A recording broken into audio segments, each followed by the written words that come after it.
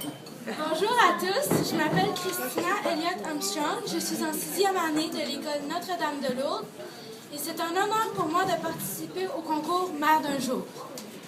Je vais maintenant vous donner mon opinion sur le sujet qui est si l'arrondissement faisait de l'environnement sa priorité, serait-il le début d'un temps nouveau?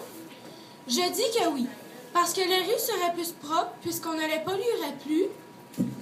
Et on pourrait se baigner dans le fleuve Saint-Laurent de temps en temps, puisqu'il ne serait plus pollué de tous les déchets et les produits toxiques qui sont dedans.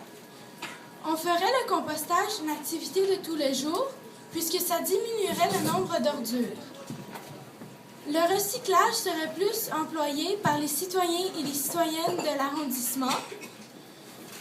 Les gens seraient plus portés à acheter des véhicules électriques, puisqu'ils n'ont pas de pétrole. Les enfants et les adultes seraient plus en santé et il y aurait moins de maladies liées à la pollution. J'ai aussi quelques suggestions pour aider l'arrondissement à atteindre un niveau supérieur en environnement. À la place d'avoir des ruelles en béton, on pourrait avoir des ruelles en gazon et dans les ruelles, on pourrait faire du compostage. On pourrait aussi réduire la chaleur en plantant des arbres, ce qui s'appelle un îlot de chaleur. On pourrait aussi recycler l'eau, comme par exemple, à la place d'utiliser l'eau potable pour arroser les plantes, on pourrait utiliser l'eau de pluie pour arroser les plantes. Pour retourner au sujet du début, oui, je trouve que ce serait un temps nouveau, mais pour atteindre ce temps nouveau, il faudrait que tout le monde s'applique pour nous aider.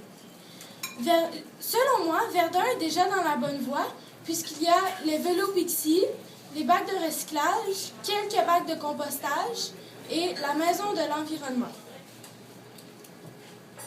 La maison de l'environnement est un lieu où ils peuvent vous aider pour réaliser vos produits environnementaux.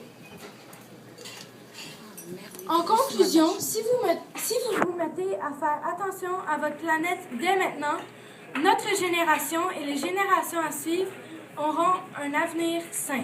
Merci.